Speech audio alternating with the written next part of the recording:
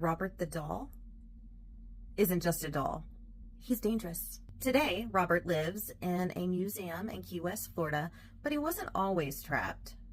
In the early 1900s, when Gene Otto was just a little boy, he received a doll in the mail from a servant who was said to practice voodoo. Interesting enough, Gene decided to name the doll after himself. And shortly after receiving the doll, the parents started to hear giggles, footsteps, and Gene screaming in terror.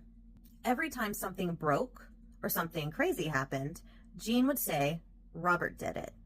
When Gene grew up, he eventually moved back into the home. Neighbors reported seeing the doll staring at them in the window. After Gene died, Robert was locked up in the attic, but the curse didn't stay locked up for long. Today, Robert lives in the East Martello Museum in Florida, but Robert does not like to be disrespected. Visitors who have mocked Robert the doll or taken his photo without asking permission have experienced job loss, car crashes, and just a whole run of bad luck. So if you go to visit Robert the doll, make sure you say hello, ask permission to take his photo, because you don't want to end up like this one woman. This woman visited Robert at the museum.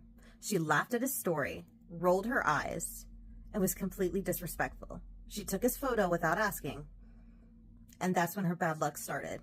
Immediately after, she stubbed her toe so hard that it fractured, and that night she was driving when her car spun out and entered the ditch. She wasn't hurt, but she was scared. The next day, the woman emails the museum, begging Robert to lift the curse and how sorry she was. That letter now hangs in the museum behind Robert's case, along with hundreds of other letters just like it. Whether you believe this story or not, I don't think it's worth the risk to go visit Robert the doll if you have the intention to be any type of disrespectful. Don't forget to say hello and ask permission to take his photo. You don't want to end up like the hundreds of people who took it as a joke.